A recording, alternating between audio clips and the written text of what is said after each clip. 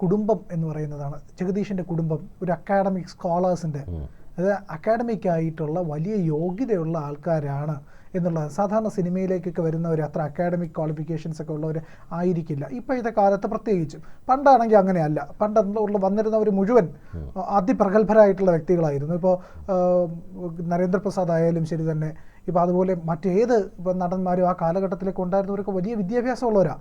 വിദ്യാഭ്യാസം ഉണ്ടായിരുന്ന ആൾക്കാരാണ്. ഒരു സത്യൻ പോലും, സിനിമ മഹാനടൻ സത്യൻ പോലും പോലീസ് ഇൻസ്പെക്ടർ ആയിരുന്ന ആളാണ്. ആ ജോലിയിൽ നിന്നാണ് അഭിനയ രംഗത്തേക്ക്. അപ്പോൾ അത്ര ക്വാളിഫിക്കേഷൻ ഉണ്ടായിരുന്നു. ആ ക്വാളിഫിക്കേഷൻ ഉണ്ടായിട്ടാണ് ഈ പറയുന്ന പോലീസിലൊക്കെ ജോലി കിട്ടുക. അപ്പോൾ വിദ്യാഭ്യാസം, മിനിമം വിദ്യാഭ്യാസ യോഗ്യത ഉണ്ട്. പക്ഷേ ഇന്നത്തെ കാലത്ത് പല നടന്മാരുടെയും വിദ്യാഭ്യാസ യോഗ്യത എടുത്ത് നോക്കിക്കഴിഞ്ഞാൽ അത്ര മികച്ച വിദ്യാഭ്യാസ യോഗ്യതയൊന്നും പലർക്കും ഇല്ല. പക്ഷേ ജഗദീഷിൻ്റെ കാര്യത്തിലെന്ന് പറഞ്ഞു കഴിഞ്ഞാൽ മികച്ച വിദ്യാഭ്യാസം, റാങ്കോടുകൂടി M.Com പാസ്സാവുന്നു. അദ്ദേഹത്തിൻ്റെ ഭാര്യ ഫോറൻസിക് സർജനായിരുന്നു. മക്കൾ 2 പേരും ഡോക്ടേഴ്സാണ്. അപ്പോൾ കുടുംബം തന്നെ വലിയ വിദ്യാഭ്യാസത്തിന് പ്രാധാന്യം കൊടുക്കുന്ന, കൃത്യമായിട്ടുള്ള രീതികളോട് ചിട്ടവട്ടങ്ങളോട് മുന്നോട്ട് പോകുന്ന, ഈ പറയുന്ന വലിയ മാന്യതയും പൊതുസമൂഹത്തിൽ സ്വീകാര്യതയൊക്കെ ഉള്ള ആൾക്കാരായി നിലനിൽക്കുക എന്നുള്ളത് ഈ സിനിമാ മേഖലയ്ക്ക് കൂടി അഭിമാനം കൊടുക്കുന്ന ഒരു കാര്യമാണ്.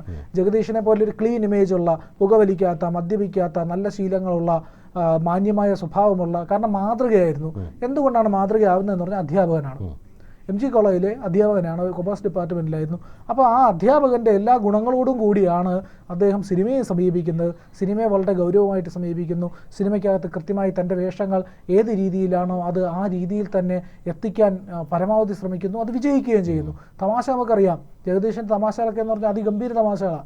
ഒരു കാലത്ത് നമുക്കറിയാം, പഴയ കാലം, ഇപ്പോഴത്തേക്കാൾ മുമ്പ് ജഗതിയോടൊപ്പവും ജഗദീഷിൻ്റെ കോമഡികൾ രണ്ടുപേരും ചേർന്ന് കഴിഞ്ഞാൽ ഗംഭീര കോമ്പിനേഷൻ ആയിരുന്നു. അപ്പോൾ ഈ കോമ്പിനേഷനിൽ കൂടെയാണ് മലയാള സിനിമ കടന്നു വരുന്നത്. ഇപ്പോൾ ഇന്നത്തെ കാലത്ത് വരുമ്പോഴത്തേക്കും പല വില്ലൻ വേഷങ്ങളും, ആ ഒരു ട്രാൻസിഷൻ ഉണ്ടല്ലോ. ഞാൻ ഒന്ന് ആലോചിച്ച് നോക്കി, ഇൻ ഗോസ്റ്റ് ഹൗസ് പോലുള്ള സിനിമകളിൽ കോമഡി ചെയ്യുന്ന അതേ ആളാണ് മാർക്കോയിലെ അതിഗംഭീരമായിട്ടുള്ള സീൻ അഭിനയിക്കുന്നത്.